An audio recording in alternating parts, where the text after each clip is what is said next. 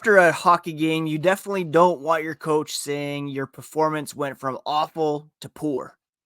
That was the case after the game last night against the Buffalo Sabres, a loss that may have left the Bruins without their best defenseman. We're going to talk about it, as well as preview Saturday's game against the Arizona Coyotes here on a fresh episode of Locked On Boston Bruins. You're Locked On Bruins, your daily podcast on the Boston Bruins. Part of the Locked On Podcast Network, your team every day.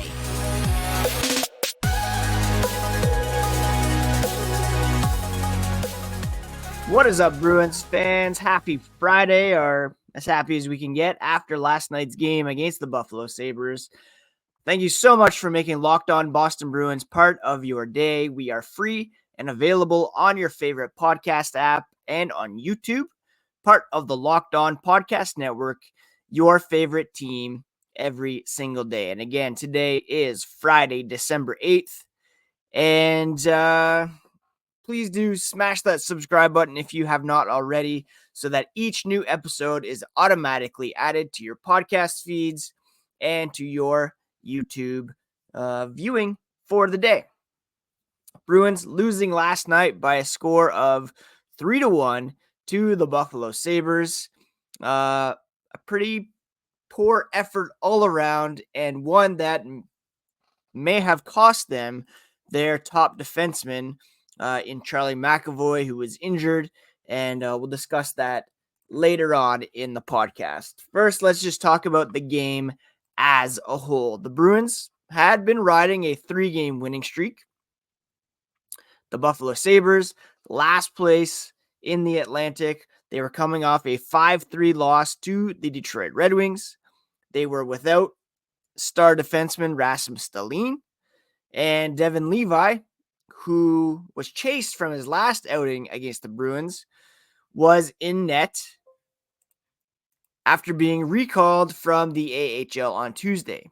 They had a new player in the lineup as well, Eric Robinson, who was acquired from the Blue Jackets. But the Sabres came out flying, outshot the Bruins 19-5 in the first period. I can't remember a period in which the Bruins were outshot by such a wide margin. It was incredibly difficult to watch. And while Linus Ullmark was stellar in that first period, stopping all those shots, the Bruins just could not muster.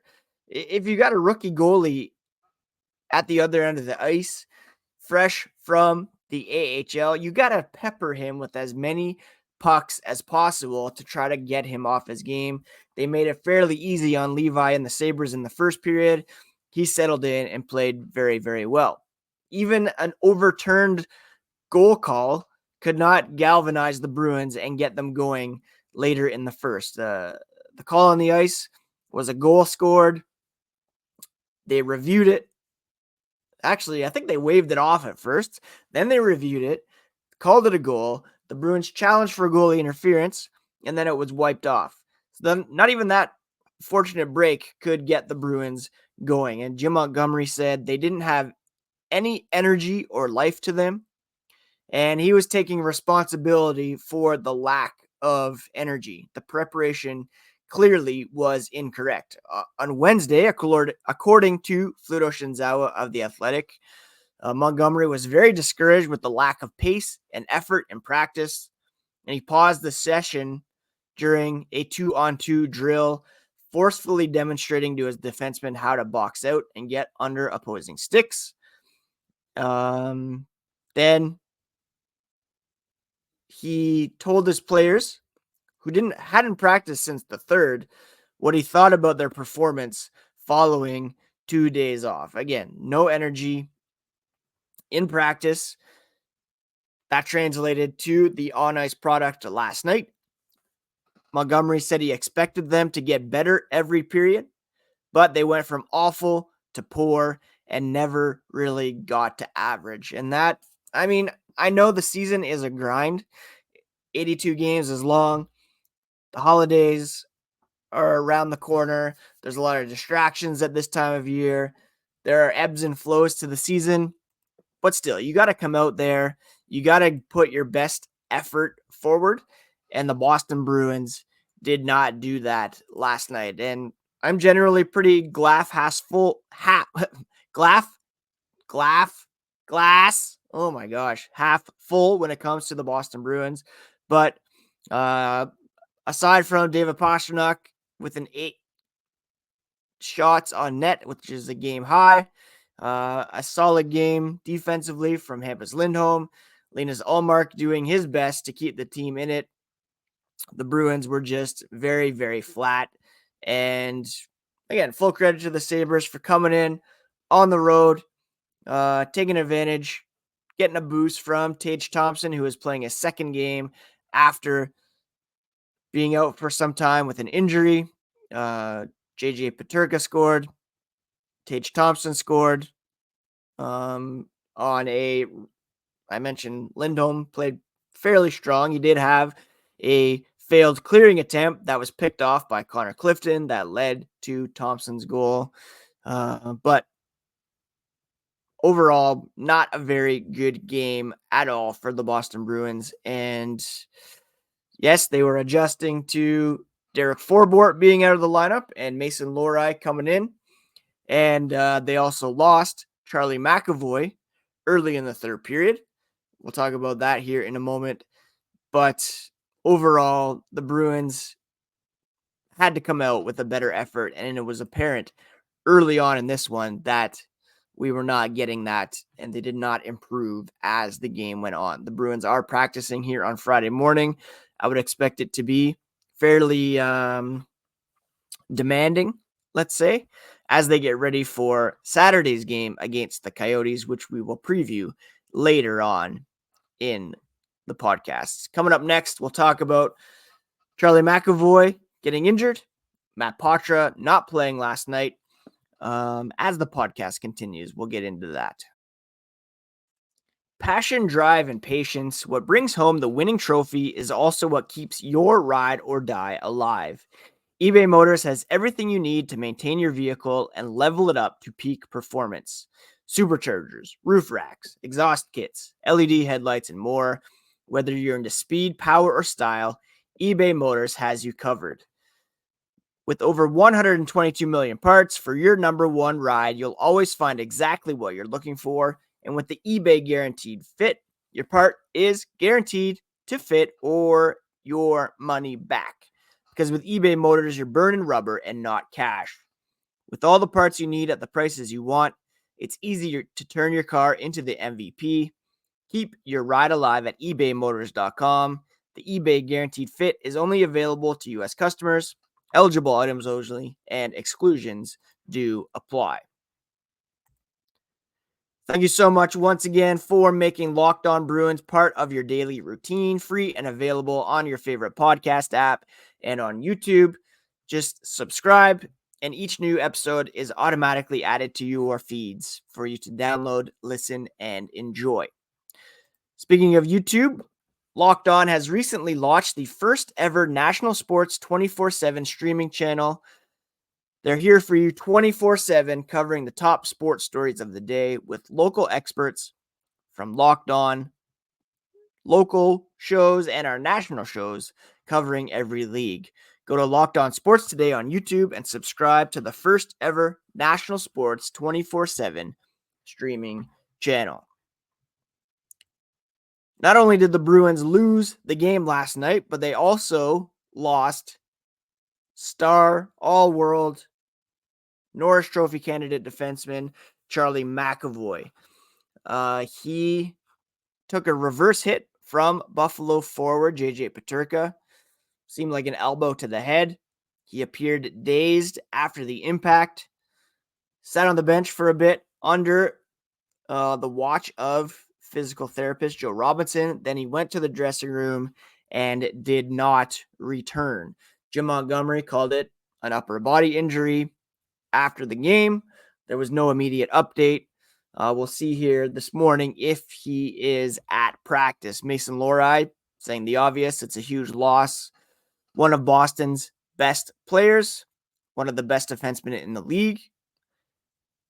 And part of the Bruins mentality is that next man up. They needed to rally together to finish out the game. They did not finish strong. And if McAvoy is out for any length of time, then you would expect Ian Mitchell to enter the lineup. Perhaps they will recall someone else from the AHL, but Mitchell would be the guy to step in for Charlie McAvoy if he is not available for Saturday and beyond. And I'm just looking at AHL transactions and Cat Friendly.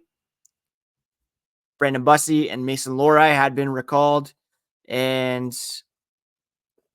it looks as though Ian Mitchell had been sent down as well yesterday, but he would likely be back for the Boston Bruins if indeed McAvoy is out for any length of time, which would be incredibly unfortunate. Yes, injuries happen. It's part of the game. Teams adapt, but losing him would be,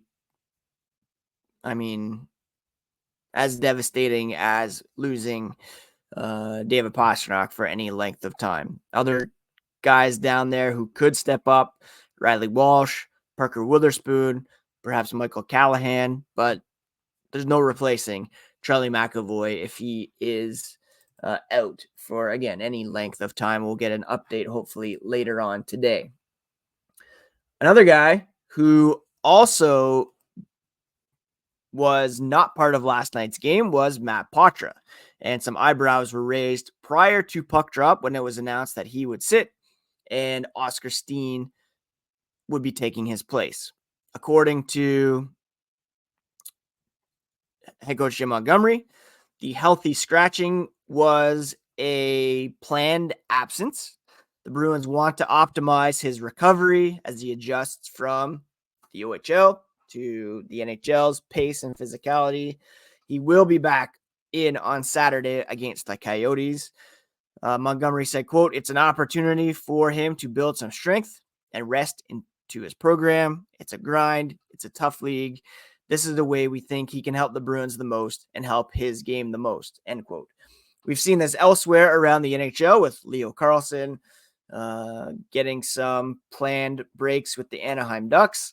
It's not the worst thing in the world. Again, it's an 82-game season. You can't expect a 19-year-old to play effectively in all of those games.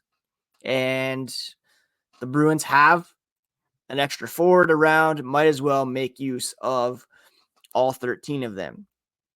Now, having said that, if we're rotating guys in and out, I wouldn't mind seeing Jacob Lauko scratched as well. He's got 0 goals through 18 games, only 3 assists, 10 minutes and penalties. I wouldn't mind seeing Poitras back in there tomorrow with, Van Riemsdyk, Trent Frederick perhaps, or playing with Heinen and Marchand again, and then have Beecher with Steen and Geekie. I think would be a nice little fourth line that the Bruins should experiment with. So I wasn't too worked up about Poitras being scratched. He's used to playing maybe a couple games every weekend, not this stretch of 82 games with cross-country travel, etc., etc. It's okay to give the kid a bit of a break, to let him get a bird's eye view. Oscar Steen is an effective player. Is it their optimal lineup without Poitras there? No, but do we want Poitras to be worn down and ineffective for when the games matter down the stretch? Well, no as well. So it's fine to allow him the chance to get some rest and to watch the game from on high. Like I mentioned, he will be back in the lineup tomorrow against Arizona, and we'll preview that game here as the podcast continues. Now, a lot of us come to sports to escape from some of the crazy realities of life, but can we just talk for a minute about preparing for those realities? According to the FDA, pharmacies are running out of antibiotics like amoxicillin right in the middle of one of the worst flu seasons in over a decade. It's kind of scary. The Jace case is a pack of 5 different antibiotics to treat a long list of bacterial illnesses like UTIs, respiratory infections, sinusitis, skin infections, among other things. These things can happen to any of us, but all you need to do is visit jacemedical.com and complete a physician encounter that will be reviewed by a board certified doctor, and your medications will be dispensed by a licensed pharmacy at a fraction of the regular cost. It's never been more important to be prepared than today. Go to jacemedical.com, that's JASE medical.com, and use offer code LOCKEDON to get $20 off your first order. Up next for the Boston Bruins is a matinee affair against the Arizona Coyotes. And considering how the Bruins fared in their 2 most recent matinees, not overly hopeful about this one. They lost recently to the Detroit Red Wings on Black Friday and then the Rangers the day after. And don't think that the Arizona Coyotes are an easy out by any stretch. Currently, they are in the first wild card spot in the Western Conference, and they are up on the Nashville Predators, St. Louis Blues, Calgary Flames, Minnesota Wild, who are a bit disappointing. The Edmonton Oilers still 7 points back despite their recent play. Coyotes recently went through a stretch where they beat the Colorado Avalanche, Tampa Bay Lightning, the Vegas Golden Knights, the Washington Capitals, and the St. Louis Blues. The 5 previous Stanley Cup champions, they beat them all over the course of 5 consecutive games, which is pretty impressive. They're 7th in the Western Conference at the moment in terms of points, point percentage. They have a plus 11 goal differential, and goaltender Connor Ingram has the look of a Vezina Trophy candidate. He's 11-4 with a .925 save percentage. Linus Ullmark went last night as Jeremy Swayman was out with an illness. If Sway still can't go, Ullmark will be back in the net. He's got an 8-4-1 record with a .918 save percentage. So he's being outplayed by Connor Ingram with arguably a lesser team in front of him.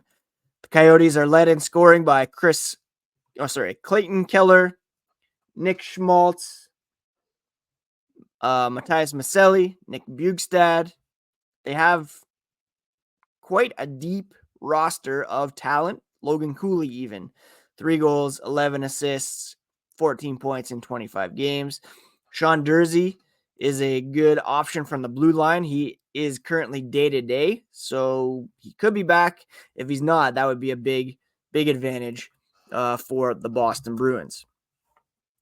In terms of team stats, the Arizona Coyotes, again, allowing few goals per game. In fact, they are 10th in terms of, they're third. No, wait, where are the Bruins? Arizona is 10th at 2.88. The Bruins are third at 2.48. So this could be a game where you might want to hit the under. In terms of goals for per game, both tied at 12th at 3.24. So a 3-2 game is not out of the question here. Penalty kill, the Bruins are still in first. Coyotes are 13th, but Arizona's power play is better than Boston's 7th compared to 11th. So it should be a pretty good game. Hopefully the Bruins have a bit of an energy boost from,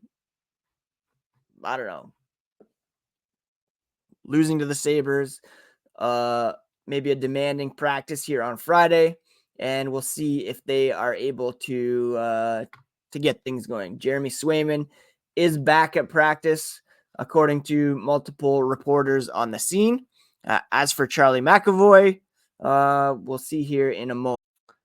And according to multiple reports on the scene, Charlie McAvoy is not practicing today. So that gives you an indication things may not be well, and he could be in line to miss some action here. And if there is an official word, I will be sure to post something on the YouTube channel. So be sure to be subscribed there.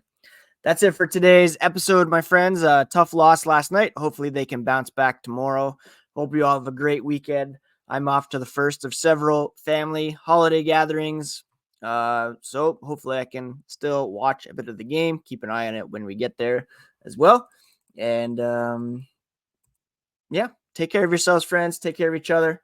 We'll talk to you again here on Monday's episode of Locked On Boston Bruins.